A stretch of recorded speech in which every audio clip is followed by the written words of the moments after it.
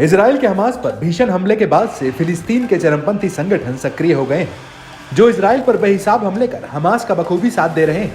इन्हीं में से एक है इराक का इस्लामिक प्रतिरोध, जिसने इजरायली सैन्य बलों का जीना मुहाल कर दिया है।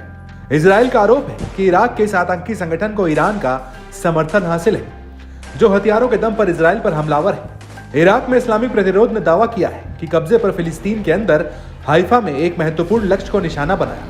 इस दौरान इजरायली बलों के ठिकानों पर जमकर तबाही मचाई। प्रतिरोध में दावा किया है कि ड्रोन का इस्तेमाल करके टारगेट पर सटीक वार कर इजराइल को बड़ी चोट पहुंचाई।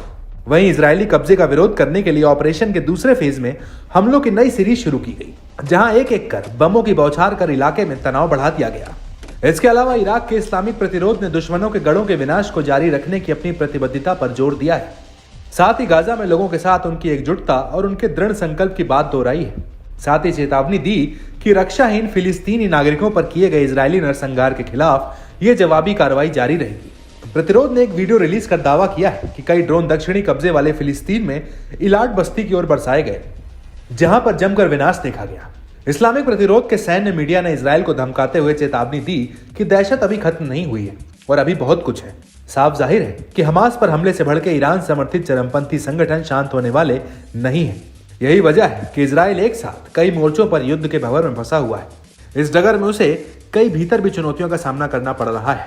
ऐसे में इस्लामिक प्रतिरोध ने अपनी मंशा साफ कर दी है कि वो इजरायली आक्रामकता के बीच अपने खूंखार अभियान को जारी रखेगा। अल मयादीन की रिपोर्ट की माने तो ऐसा तब हुआ जब इराक ने इस्लामिक प्रतिरोध ने 20 अप्रैल को इजराइल के कब्जे वाले एक रणनीतिक इजरायली लक्ष्य के खिलाफ ड्रोन हमला किया था, जो एक सैन्य अड्डे के खिलाफ इजरायली हमले के जवाब में था, जहां एक पॉपुलर मोबिलाइजेशन फोर्सेस की एक टुकड़ी तैनात थी। इराकी प्रतिरोध ने शनिवार सुबह इलियट बंदरगाह के खिलाफ ऑपरेशन को अंजाम दिया।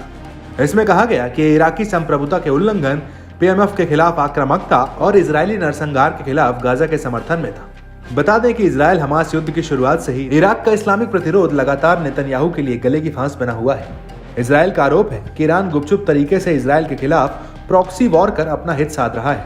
हालांकि नेतन्याहू ने भी साफ किया है कि इजराइल ऐसे हमलों से डरेगा नहीं, बल्कि भीषण पलटवार करता रहेगा। ऐसे में हालिया हमले से अरब जगत में तनाव और बढ़ने की आशंका जताई गई है।